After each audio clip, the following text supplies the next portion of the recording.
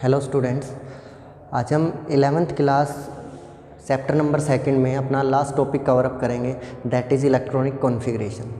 इससे पहले मैंने आपको क्वांटम नंबर्स पढ़ाए। क्वांटम नंबर्स के बेस पे रूल पढ़ाया था पहला n+l रूल। थोड़ा सा रिकैप बता देता हूँ। एटॉमिक स्ट्रक्चर में हमने पढ़ा था n+l रूल, जिसको अबव प्रिंसिपल भी बोलते हैं। इस रूल के अकॉर्डिंग जो डिफरेंट सबसेल्स हैं, जैसे 1 सब सेल में 1s होती है, 2 सब सेल में 2s 2p होती है, 3rd सेल में 3s 3p 3d होता है, तो उनकी एनर्जी का सीक्वेंस क्या होगा। तो ये कहता है energy is directly proportional to the value of principal quantum number. Higher the value of principal quantum number, higher will be energy. Like उसने बोला एक सेल है आपकी 1s, एक है 3s, which will have more energy. Obvious 3s will have more energy, क्योंकि energy directly proportional to the principal quantum number. यहाँ पे 1 है और यहाँ पे कितना दे रखा उसने 3। इसी तरीके से क्वेश्चन दे रखा होता है, एक क्वेश्चन मैंने सेंड भी किया था आप लोगों को, उसमें n=1 दे रखा है, n=3 दे रखा है। क्लियर। इसके बाद उसने दे रखा है l=0 और ml=0, n=2, l=0, ml=0। अब ये बोलता है कि इसमें मुझे ये बताओ किसकी एनर्जी हाई होगी, कौन से क्वांटम नंबर के करस्पॉन्डिंग जो सबसेल है किसी क्वांटम नंबर के, उसमें किसकी एनर्जी हाई होगी। तो मैं सबसे पहले चेकआउट करूँगा energy directly to principal quantum number. यहाँ n की वैल्यू 3 है, क्लियर, l की वैल्यू 0 है, s, तो ये बन गया 3s, n की वैल्यू 2 है, l की वैल्यू 0 है, ये बन गया 2s। तो प्रिंसिपल क्वांटम नंबर जिसका ज़्यादा होगा डायरेक्टली मैं लिख सकता हूँ उसकी एनर्जी हाई होगी। This will have lower energy and this will have higher energy, यानी ऑर्डर होगा 3s will have higher energy than 2s। Okay. अगर क्वेश्चन कुछ इस टाइप से दे रखा है, फर्स्ट तो energy directly proportional to n, second जो पार्ट इसका था n+l रूल का, वो कहता है energy is directly proportional to the n+l value.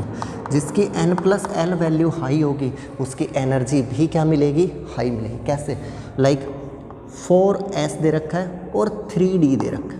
या फिर इस क्वेश्चन को मॉडिफाई करके देखते हैं, इस क्वेश्चन को थोड़ा सा मॉडिफाई करके लिखता हूँ। We are given to the 2 set of quantum number, n=4, l=0, ml=0, n=3,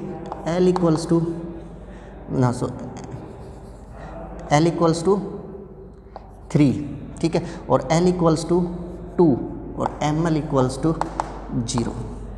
अब मुझे बताओ किसकी एनर्जी ज़्यादा होगी। पहले देख के ये अपीयर हो रहा है कि जिसका प्रिंसिपल क्वांटम नंबर ज़्यादा होगा उसकी एनर्जी क्या मिलनी चाहिए, हायर मिलनी चाहिए, है ना। लेकिन अगर मेरे पास n अकेला क्वांटम नंबर नहीं बता पाता तो मैं हमेशा क्या कैलकुलेट करता हूँ, यहाँ पे प्रिंसिपल क्वांटम नंबर 4 दे रखा है, दैट्स मीन वैल्यू कितनी हो गई 4। l 0 होता है तो यहाँ पे s हो गया।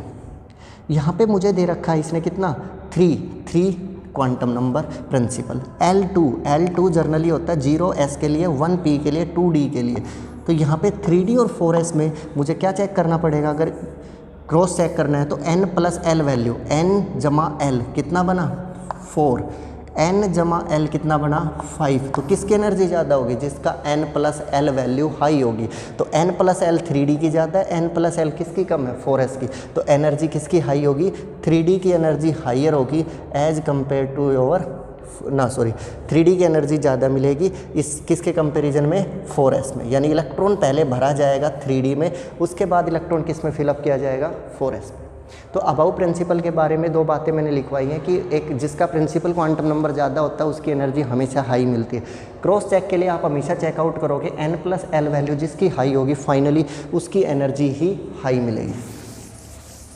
आफ्टर दैट मैंने सीक्वेंस बताई थी कि सबसे पहले सबसेल होगी 1s, फिर आएगा इलेक्ट्रॉन 2s में, फिर आएगा इलेक्ट्रॉन 2p में, फिर आएगा इलेक्ट्रॉन 3s में, फिर इलेक्ट्रॉन आएगा 3p में, उसके बाद इलेक्ट्रॉन आएगा 4s में, उसके बाद आएगा 3d में। क्लियर।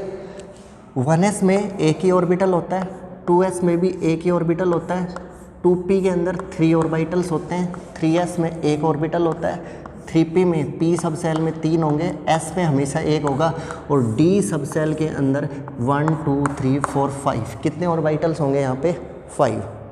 क्लियर। ये तो मैं क्वांटम नंबर में भी पढ़ा चुका था, है ना, कि s सब सेल में एक ऑर्बिटल, P में 3 ऑर्बिटल्स, D में 5 ऑर्बिटल्स। तो S जहाँ पे भी S दिखेगा 1, S दिखेगा 1, S दिखेगा 1, S दिखेगा 1, P दिखेगा 3, P दिखेगा 3, D दिखेगा तो 5 ऑर्बिटल। और आप सबसे अच्छे से जानते हो एक ऑर्बिटल में मैक्सिमम 2 ही इलेक्ट्रॉन आप यहाँ पे रख सकते हो।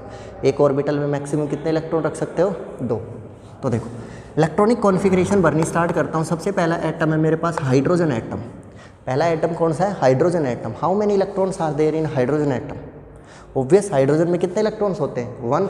तो सबसे पहले n+l रूल और अबव प्रिंसिपल के अकॉर्डिंग सबसे लोवेस्ट एनर्जी वाली सेल के अंदर इलेक्ट्रॉन फिलअप किया जाता है। तो सबसे पहली सेल कौन सी है? 1s। तो इलेक्ट्रॉन किसके अंदर फिलअप किया जाएगा? 1s में, और कॉन्फ़िगरेशन बनेगी 1s1। क्लियर? और 1s1 को अगर मैं बॉक्स की फॉर्म में दिखाऊंगा तो एक इलेक्ट्रॉन अप स्पिन के साथ ऐसे रखा जाएगा। एक इलेक्ट्रॉन अप स्पिन के साथ कैसे रखा जाएगा? ऊपर की साइड। क्लियर? इसके बाद बात आती है हीलियम पे। हीलियम है 2He। कितने इलेक्ट्रॉन्स होते हैं? 2।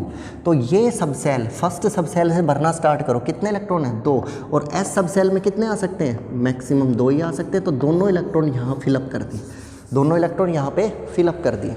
समझ में आई बात? भाई पहले आपको एक इलेक्ट्रॉन भरना था, कहाँ से भरना स्टार्ट करता हूँ मैं? 1s से। फिल कर दिया। फिर उसके बाद आया हीलियम। कितने इलेक्ट्रॉन हैं? 2। तो दोनों इलेक्ट्रॉन किस में चले जाएंगे? 1s में जा सकते हैं। तो 1s सब सेल में अगर 2 इलेक्ट्रॉन फिलअप किए जा सकते हैं तो 2 तरीके हैं इनको लिखने के। ऐसे भी दिखा सकते हो दोनों इलेक्ट्रॉन्स को सेम स्पिन के साथ, और दोनों इलेक्ट्रॉन्स को आप अपोजिट स्पिन के साथ भी दिखा सकते हो। One up spin and another is down spin. मैंने बताया था एक इलेक्ट्रॉन के पास 2 स्पिन होती हैं। दोनों इलेक्ट्रॉन्स की प्लस हाफ यानी अप स्पिन हो सकती है। एक की अप और एक की क्या हो सकती है? डाउन हो सकती है। दोनों की डाउन कर सकते हो, वो ऊपर वाला ही केस बन जाएगा। अब बात आती है इनमें से कौन सा सही है। बात समझ रहे हो? मैं पढ़ा रहा हूँ, वो इलेक्ट्रॉन भरने हैं। इलेक्ट्रॉन भरा तो 1s में 2 इलेक्ट्रॉन भर सकते हो, दोनों इलेक्ट्रॉन फिल कर दिए। अब दिक्कत ये आती है दोनों इलेक्ट्रॉन की स्पिन अप रखूँ या एक की अप एक की डाउन रखूँ, किस तरीके से रखूँ? हाँ, मैं ये भी कह सकता हूँ दोनों की डाउन रख सकता हूँ। तो यहाँ पे एक रूल आता है जिसको बोलेंगे हम यहाँ पे सेकंड रूल हमारा Pauli's principle, Pauli's exclusion principle, Pauli's exclusion principle, Pauli's exclusion principle. Pauli's principle भी बोलते हैं इसको, कुछ पाउलीज प्रिंसिपल बोलते हैं इसको। ये प्रिंसिपल बोलता है n orbital can have maximum 2 electrons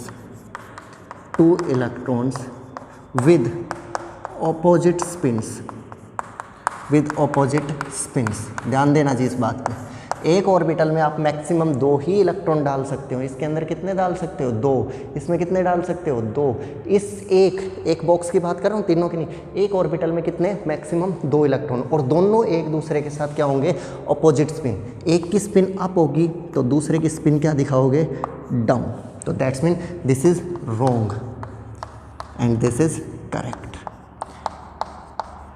correct method of representation will be 1 spin up and 1 spin down. Clear?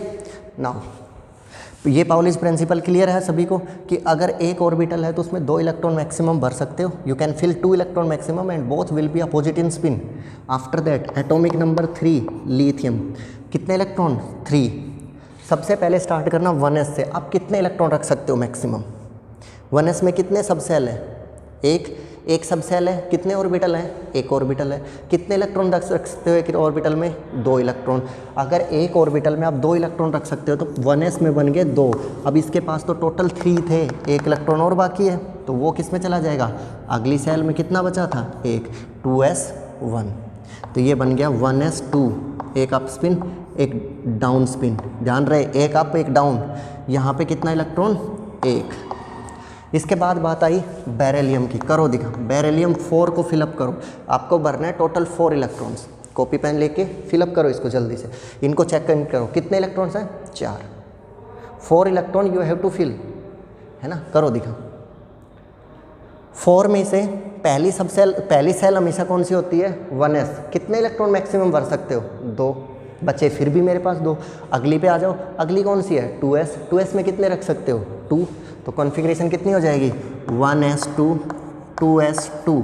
This will be the representation up spin down spin, up spin and down spin. ध्यान देना चाहिए, कई बार question पूछता है ये configuration correct है या incorrect है। जैसे उसने दे दिया is it the correct configuration for helium, तो आप क्या लिखोगे, रॉन्ग। कौन से रूल के अकॉर्डिंग, पाउलीज एक्सक्लूजन प्रिंसिपल। ये प्रिंसिपल क्लियरली मना कर देता है कि दो और एक ऑर्बिटल में दोनों इलेक्ट्रॉन सेम स्पिन के नहीं हो सकते। After that boron, atomic number 5, कितने इलेक्ट्रॉन, 5। पहले दो इलेक्ट्रॉन किस में जाएंगे, 1s में, 1s2, अगले दो इलेक्ट्रॉन 2s में। और इसके बाद भी काम नहीं चला, एक इलेक्ट्रॉन फिर रह गया मेरा, 5 थे टोटल, तो मैं इलेक्ट्रॉन किस में डाल दूंगा, 2p में। Up spin down spin, up spin down spin, up spin. Right the electronic configuration for carbon 6, right करिए, इसको ट्राई करिए।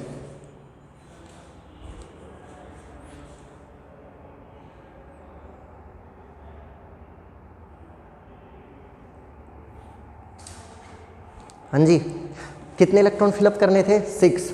तो पहले दो इलेक्ट्रॉन किस में, 1s में, 1s2, दूसरे दो इलेक्ट्रॉन किस में, 2s2 में, फिर इसके बाद बचे हुए दो किस में, 2p में। तो ये हो गया 1s up spin down spin, 2s up spin down spin, 2p 2 एक अप स्पिन और एक फिर से अप स्पिन। अब देखो बात आती है यहाँ पे भी एक अच्छी सी, वो भी मैं बताता हूँ क्या दिक्कत आई। अब तुम कहोगे जी यहाँ पे दो ही तो इलेक्ट्रॉन फिल करने हैं, इन दो को भरने का ये भी मेथड हो सकता है, इन दो को फिल करने का ये भी तो मेथड हो सकता है ना। अब दोनों चीज़ सही है तुम्हारी, तो बात तो तुम्हारी दोनों ही सही है भाई। इलेक्ट्रॉन अगर तुमने फिल करने, दो इलेक्ट्रॉन 3 जगह है, 3 बॉक्स है, 2 बॉल रखनी है, बहुत सारी पॉसिबिलिटीज़ है ना। 2 बॉल हैं और बॉक्स कितने हैं, 1 2 और 3। इसको रखने की 2 पॉसिबिलिटी तो मैंने बता दी, एक ऐसे रख लो और एक ऐसे, एक दोनों ही सेम में डाल दो। अब दोनों में से एक ही करेक्ट हो सकता है, दोनों तो करेक्ट हो ही नहीं सकते। तो इनमें कौन सा करेक्ट होगा, जैसे मैंने पिछली बार बताया, एक ऑर्बिटल में दोनों इलेक्ट्रॉन अपोजिट स्पिन में होंगे, सेम स्पिन में हो ही नहीं सकते, है ना। तो रूल था rule number 3, Hund's rule of maximum multiplicity. Hund's rule of maximum multiplicity, Hund's rule of maximum multiplicity. 3 rule हैं, तीनों को बहुत अच्छे से याद करना है। n+l rule, Aufbau principle, Pauli's exclusion principle, and last one is Hund's rule of maximum multiplicity. ये रूल बोलता है अगर तुम्हारे पास एक सबसेल में 5 ऑर्बिटल हैं, या एक सबसेल में मेरे पास कितने ऑर्बिटल हैं, 3 ऑर्बिटल्स, है ना। तो तीनों ऑर्बिटल्स में equal number of electron fill करोगे पहले, उसके बाद आप क्या करोगे, उनकी पेयरिंग करोगे, ठीक है। If A subshell have more than one orbitals, if a subcell have more than 1 orbitals, see the example, this is the p subcell more than 1, this is the d subcell more than 1, 3 orbitals 5 orbital, clear। then pairing of electron will occur, pairing of electrons यानी इस तरीके से कब होगी ये pairing, occurs only after filling at least one electron in every orbital। इस बात का मीनिंग क्या है, एक बार पढ़ के देखो। इंग्लिश लैंग्वेज है, कोई हार्ड चीज़ नहीं लिखी मैंने, एक इंग्लिश लैंग्वेज लिखी छोटी सी, इसको पढ़ के देखो क्या लिखा मैंने, इसके बारे में क्या लिखा गया है ये पढ़ के देखो एक बार।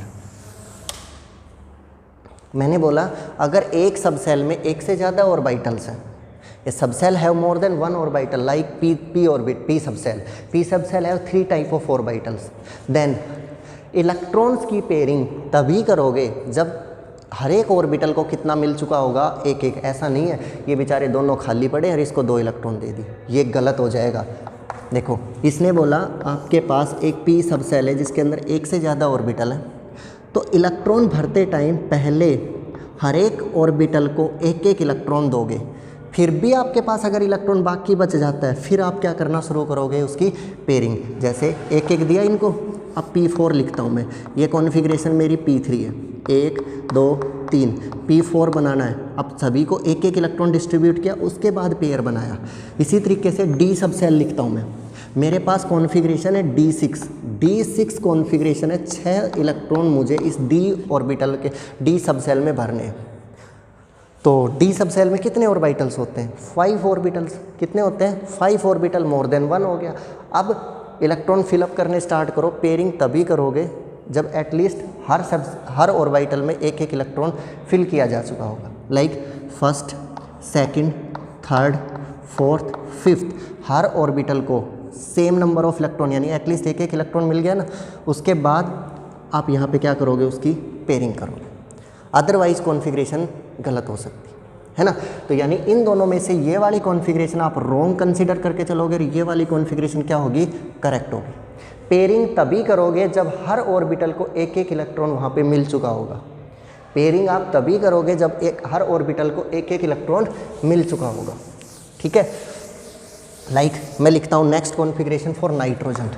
Next configuration is nitrogen, 1s2, 2s2 and after that मुझे तो 7 फिल करने थे, हुए कितने? 4, बचे कितने? 3, तीनों यहाँ डाल दिए। ये हो गया 1s2, ये हो गया 2s2 और ये इसके अंदर हो गया कितना? 2p3। समझ आ रही सबको बात? कैसे फिल किया? मैंने पेयर क्यों नहीं किया? रूल लगाया, हुंस रूल। मैंने पेयर किया तो अपोजिट क्यों किया? Pauli's principal.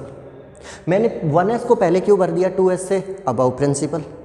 2p से पहले 2s कैसे आ गया? अबव प्रिंसिपल, है ना। n सबसे ज़्यादा, पहले देखोगे n किसका सबसे ज़्यादा है, n ही बता देगा। जिसका n ज़्यादा होगा उसके अंदर इलेक्ट्रॉन फिलअप करोगे। क्रॉस चेक करने के लिए मैं बार बार बोल रहा हूँ आपको, पहले क्रॉस चेक करना है उसको।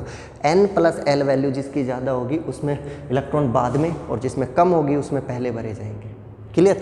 ऑक्सीजन करके देखते हैं। 8, कितने इलेक्ट्रॉन? 8। तो 1s सेल भरी जाएगी सबसे पहले, 1s सब सेल में 2, 2s सब सेल में 2। इसके बाद बात आती है 2p की। कितने इलेक्ट्रॉन हो चुके? 2 2 4। अब भरने कितने? 8, 4 और बचे हुए 4 जा सकते हैं p में, क्योंकि p में मैक्सिमम 6 आ सकते हैं। लिखो तो configuration, up spin down spin, 2s का अप स्पिन डाउन स्पिन। अब आ जाओ इस पे, 4 इलेक्ट्रॉन भरने हैं, पहले एक एक इलेक्ट्रॉन दोगे, फिर बच गया तो इसमें जाएगा। सही। अगला लिखो तो फिर सही हो तो।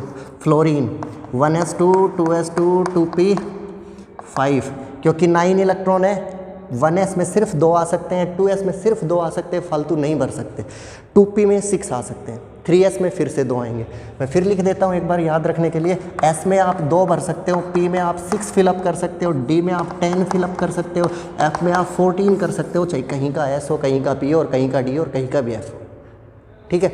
s में 1 डब्बा होता है, p में 3 डब्बे होते हैं, f में d में 5 डब्बे होते हैं और d में 7 बॉक्स होते हैं। एक बॉक्स में 2 इलेक्ट्रॉन है, बाकी आपकी मर्जी। एक बॉक्स में 2 इलेक्ट्रॉन भर सकते हो, या एक बॉक्स में 2 से ज़्यादा नहीं आएंगे। ठीक है। 1s, ये बॉक्स एक ही है तो 2 इलेक्ट्रॉन, यहाँ पे s फिर से 2 इलेक्ट्रॉन, p में बॉक्स होते हैं जी 3, एक बॉक्स में 2 इलेक्ट्रॉन भर सकते हो, मैंने ऐसे फिल कर दिया। ठीक है। नियोन 10, 1s2, 2s2, 2p6, सभी को आई थिंक समझ आ गया होगा। 2p6 तक लिखते हैं।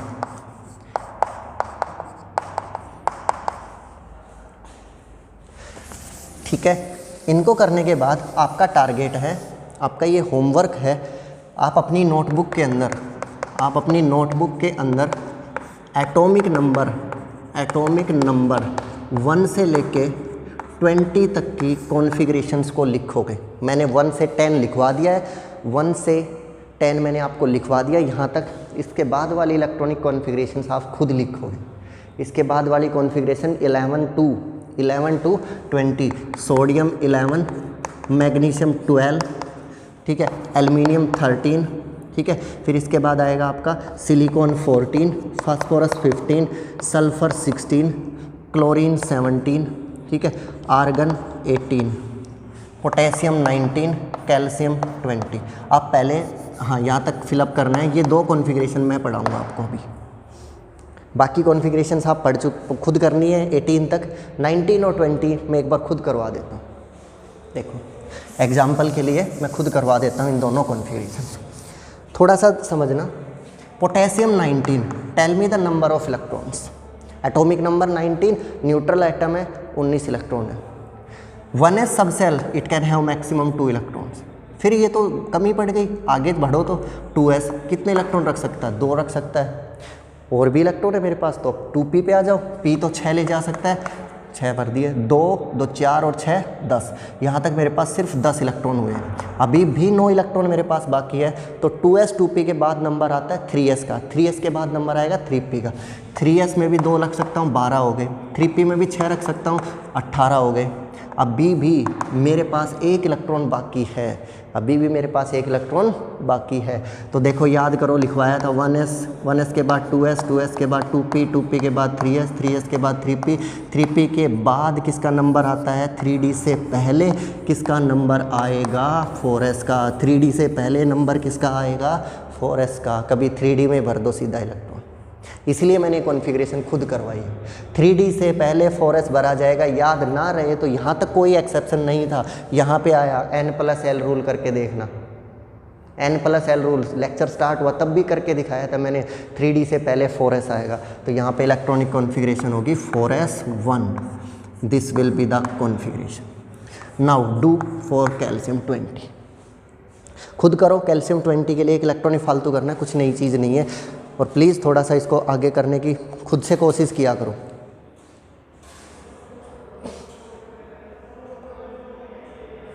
Do for calcium 20,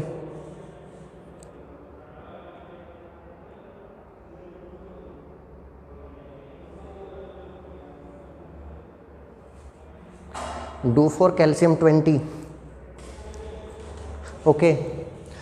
1s2 2s2 2p6 10 electrons, 3s2 12 3p6 18 4s2 20, ये इलेक्ट्रॉनिक कॉन्फ़िगरेशन।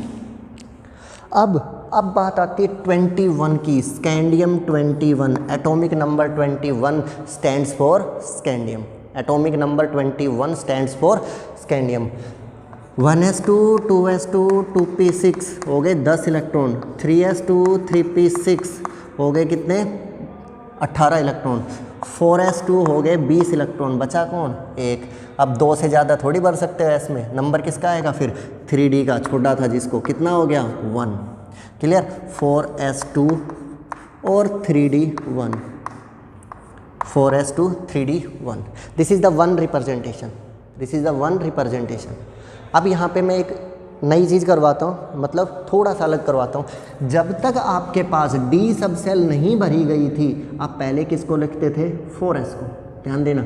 जब तक आपके d में कोई इलेक्ट्रॉन नहीं, आप किसको लिखते हो आगे, s को। But whenever there is an electron in 3d shell, 3d sub shell sorry, whenever there is an electron in 3d sub shell, then you will write 3d before the 4s। Electron fill करते time पहले electron जाएगा 4s में, फिर electron रखा जाएगा 3d में।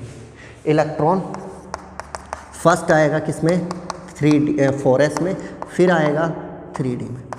लिखते time, representation करते टाइम 3d को पहले लिखोगे, 4s को हमेशा क्या लिखोगे, बाद में, जब d में इलेक्ट्रॉन है। तो यानी इसकी जो एक्चुअल कॉन्फ़िगरेशन करेक्ट जो मानी जाएगी वो ये होगी, 1s2 2s2 2p6 3s2 3p6 3d1 4s2, this will be the correct electronic configuration, this will be the correct electronic configuration। याद रखना जी, याद हो जाएगा।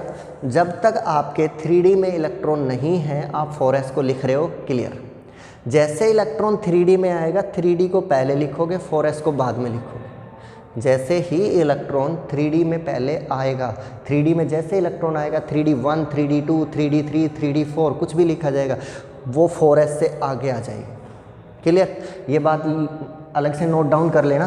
पहले इलेक्ट्रॉन भरा जाएगा 4s में, फिर भरा जाएगा 3d में। लिखते टाइम 3d पहले लिखा जाएगा, 4s बाद में। आप कहोगे जी यहाँ नहीं लिखा, यहाँ पे इलेक्ट्रॉन ही नहीं था 3d में, क्यों लिखना उसको। लेकिन 3d में अगर गलती से इलेक्ट्रॉन आ गया ना, तो उसको पहले लिखना पड़ेगा, 4s अपने आप पीछे चला जाएगा। This is Slater's rule, this is Slater's rule, this is Slater's rule. Slater's rule के अकॉर्डिंग मैंने ऐसा लिखा है, ये घर से नहीं लिखा गया, ये बुक ने लिखा है कि स्लेटर्स रूल बोलता है कि अगर गलती से 3d में इलेक्ट्रॉन आ जाए तो 4s से पहले लिखा जाता है, 3d बाद में लिखा जाएगा।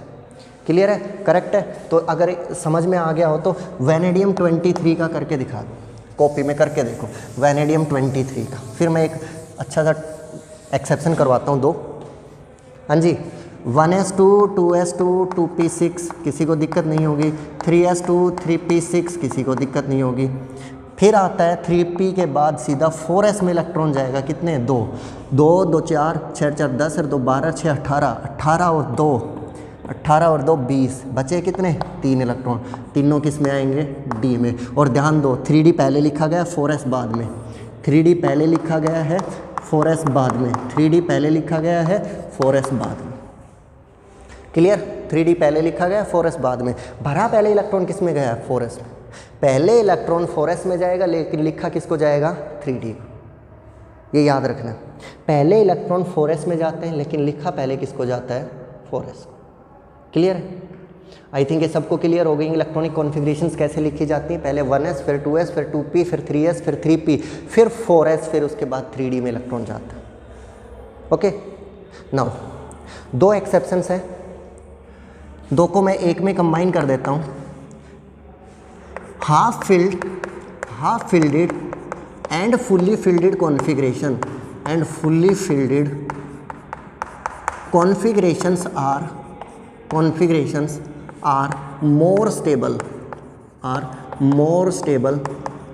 than other configurations। ठीक है, अगर आपको कहीं से भी एग्जैक्टली हाफ मिल जाए या एग्जैक्टली फिल्डेड ऑर्बिटल मिल जाए तो वो हमेशा ज़्यादा स्टेबल होती हैं as compare to other. Meaning क्या है वो देखो, ये आपकी एक सबसेल है, उसका नाम है पी। पी में कितने ऑर्बिटल्स होते हैं 3, यानी कितने डब्बे होते हैं पी में 3। अब एक डब्बे में आप कितने इलेक्ट्रॉन भर सकते हो 2, तो 3 में कितने भर सकते हो 6। अगर मैंने पी के अंदर 1 2 3 4 5 एंड 6 इलेक्ट्रॉन भर दिए, P6 हो गया, तो ये कम्प्लीटली फिल्डेड हो गया। ये हो गई कॉन्फ़िगरेशन फुल्ली फिल्ड हो गई। लेकिन इसका एग्जैक्ट हाफ कर दो, कितना 3, एक एक इलेक्ट्रॉन डाल दो, 1 1 1, ये हो गई कॉन्फ़िगरेशन कैसी हाफ फिल्डेड कॉन्फ़िगरेशन। ये कॉन्फ़िगरेशन कैसी हो गई हाफ फिल्डेड। ये कॉन्फ़िगरेशन दोनों जो दिखाई दे रही हैं बाकी सबसे ज़्यादा स्टेबल होंगी। इसके पास में एक कॉन्फ़िगरेशन लिख देता हूँ, बताओ P1, क्या ये हाफ फील्ड है या फुल्ली फील्ड है? ना तो ये सारे भरे हुए, ना सबके पास एक एक इलेक्ट्रॉन, ना तो ये फुल्ली फील्ड है ना हाफ फील्ड है। फिर मैं इनसे कंपेयर करूँ तो कौन ज़्यादा स्टेबल होगा? सबसे ज़्यादा स्टेबल होगी फुल्ली फील्ड, फिर उसके बाद होगी हाफ फील्ड, और सबसे कम स्टेबल कौन सी होगी? बची हुई सारी। ठीक है, और देखो और दिखाता हूँ। डी सबसेल, डी में कितने ऑर्बिटल होते हैं? डी में कितने डब्बे होते हैं? 5। डी में 5 डब्बे होते हैं। कितने इलेक्ट्रॉन मैक्सिमम? 10। 1 2 3 4 5 6 7 8 9 10, 2 4 6 8 एंड 10 हो गया। कॉन्फ़िगरेशन कैसी? Fully filled. कॉन्फ़िगरेशन कैसी? Fully fielded. अब इसका एग्जैक्ट हाफ करके दिखाओ मुझे, कितने इलेक्ट्रॉन? 1 2 3 4 एंड 5, कितना? D5। इसके सामने कोई और कॉन्फ़िगरेशन ला के रख देना, वो कम स्टेबल होगी, ये ज़्यादा स्टेबल होगी। कुछ भी करके अगर बनने के चांस है तो ये बनाइए। किसी क्वेश्चन में अगर गलती से D5 बन जाए, D10 बन जाए, P6 बन जाए, P3 बन जाए, F में 14 इलेक्ट्रॉन F14, आधा F7, F14 F7 बन जाए, वो बनाने की कोशिश करनी है।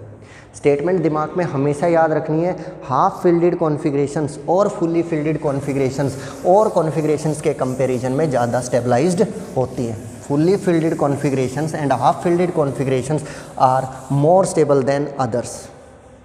क्लियर है? एग्जाम्पल करवाता हूँ 2। पेपर में मैक्सिमम टाइम जब भी टेस्ट होता है, जब भी इसका NCERT कुछ भी क्वेश्चन पूछती है या कभी भी फाइनल एग्ज़ाम लिया जाता है, दोनों में से एक एग्जाम्पल ज़रूर मिलता है। देखो, फर्स्ट इज द क्रोमियम 24।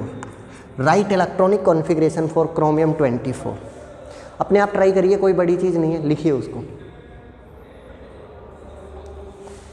पहले इलेक्ट्रॉन आएगा 1s में 2, फिर आएगा 2s में 2, फिर 3s में 2p में आएगा 6, फिर आएगा 3s में 2, फिर आएगा 3p में 6, फिर इसके बाद इलेक्ट्रॉन जाता है 4s में 2, 2 4 और 4 और 6 10 12 18 और 2 20, तो कितना बचा? 4 इलेक्ट्रॉन किस में चले गए?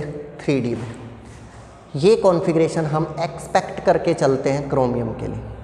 लेकिन थोड़ा सा ध्यान से देखो, मैं 3D4 को लिखता हूँ, 3D4 को 1 2 3 और एक 4, 1 2 3 एंड 4, और आगे लिखा हुआ है 4s2, this is the 4s2। अब सोचो कहीं से कुछ ऐसा हो जाए कि क्रोमियम में एक इलेक्ट्रॉन आगे पीछे करके आ जाए कहीं से भी, इस क्रोमियम के इस डी सब सेल में कुछ भी करके एक इलेक्ट्रॉन आ जाए तो कॉन्फ़िगरेशन 3D4 से बढ़ के 3D5 बन जाएगी। बाहर से इलेक्ट्रॉन नहीं लाना है, अंदर कोई एडजस्टमेंट ऐसी करनी है कि इलेक्ट्रॉन 4s से जंप करके किस में आ जाए, 3D में, 4s से जंप करके कहीं का आ जाए 3D में, या फिर और कहीं से जंप करके आ जाए, बाहर से मत लेना, अंदर से ही कुछ करना है। तो ये कॉन्फ़िगरेशन बन जाएगी 3D5। और मैंने बोला था 3D5 कॉन्फ़िगरेशन कैसी होती है, हाफ फिल्डेड, और ये औरों से ज़्यादा स्टेबल होगी। अब कॉन्फ़िगरेशन 3D4 है और मैं कहता हूँ देखो एक इलेक्ट्रॉन जंप करके 4s से किस में आ गया, 3D में, तो कॉन्फ़िगरेशन होगी 1s2 2s2 2p6 3s2 3p6, और 3D4 की बजाय हो गया 3D5, यहाँ से चला गया तो बच गया 4s1, एंड 3D5 कुछ इस तरीके से रिप्रेजेंट होगी 1 2 3 4, 1 2 3 4 and 5, and this will be 4s। अब देखो इसको ध्यान से, कैसी कॉन्फ़िगरेशन, हाफ फिल्डेड, कैसी configuration, half fielded, this will be correct configuration for chromium. वो नहीं होगी 3D4 4s1, गलत होगा, 4s2, 3D4 4s2, this is the wrong and this one is right. क्यों राइट है, कोई कहते हैं तो गलत लिखी हुई है, 4s में इलेक्ट्रॉन भरो, नहीं, पहले इलेक्ट्रॉन किस में पूरे हो जाने चाहिए, 3D5, क्योंकि ये स्टेबल ज़्यादा है, वो कम स्टेबल है, ये ज़्यादा स्टेबल है और वो कम स्टेबल है।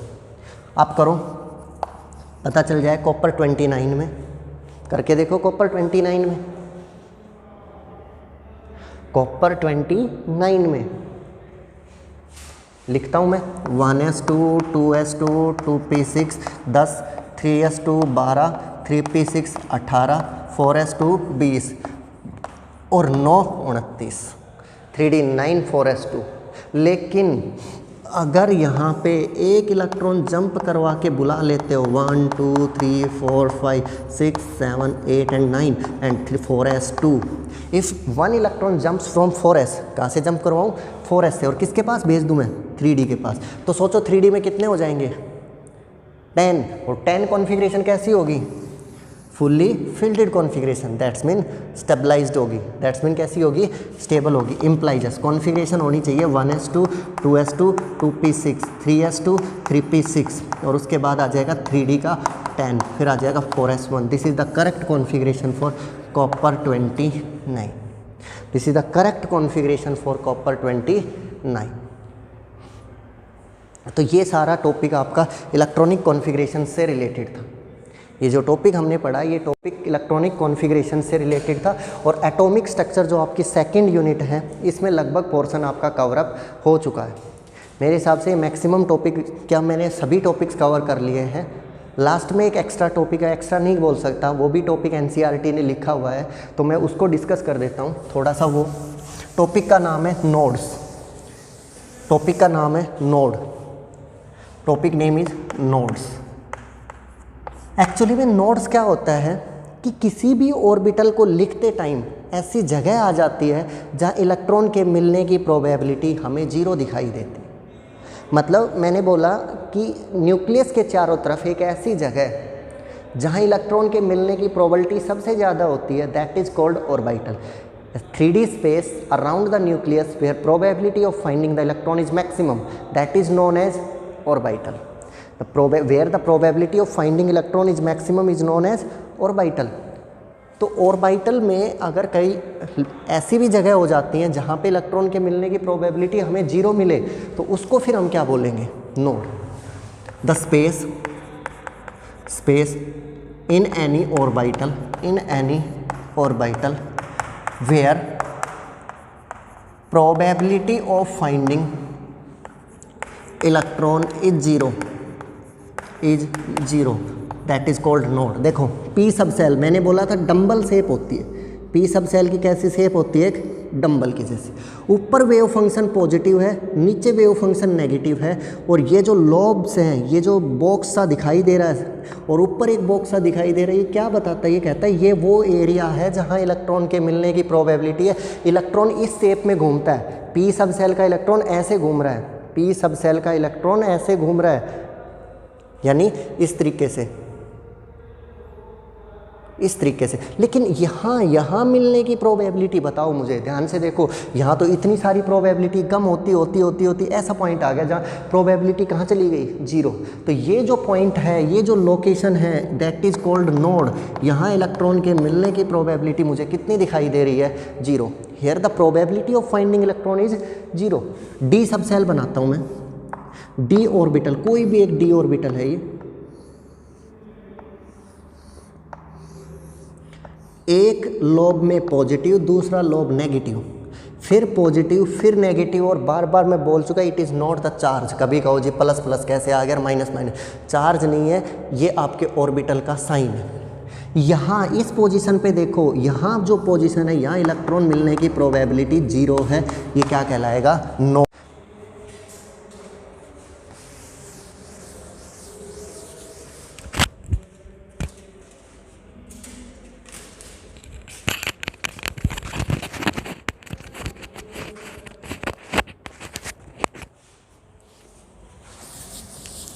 ओके, तो देखिए, ओके, तो नोड जो होते हैं वो बेसिकली 2 टाइप के बोले जाते हैं।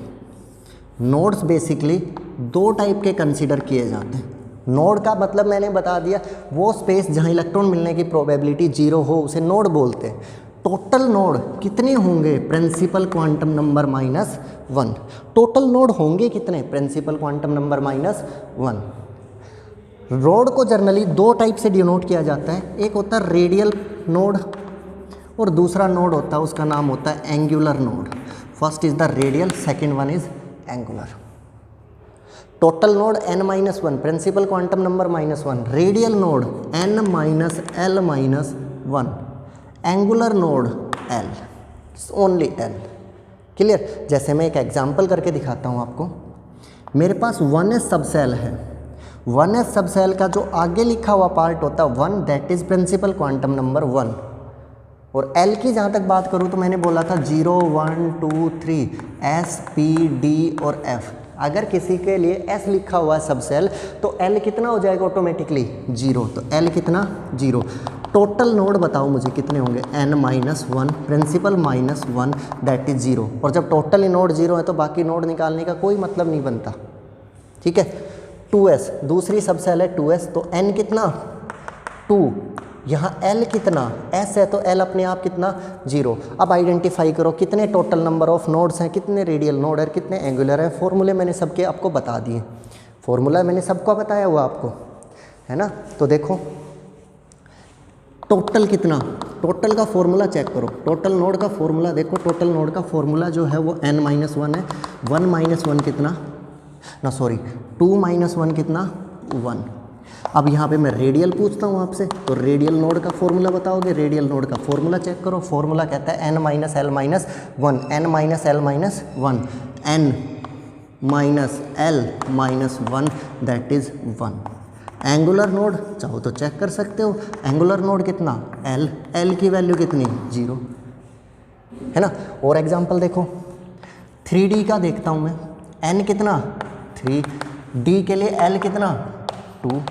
टोटल नोड कितना? फॉर्मूला देखो, टोटल नोड का फॉर्मूला क्या होता है? n-1। तो कितना हो गया? 3 - 1 कितना? 2। रेडियल नोड देख लो जी, इसके बाद रेडियल नोड देख लो। रेडियल नोड का फॉर्मूला बताओ, n - l - 1। तो n कितना? 3, l कितना?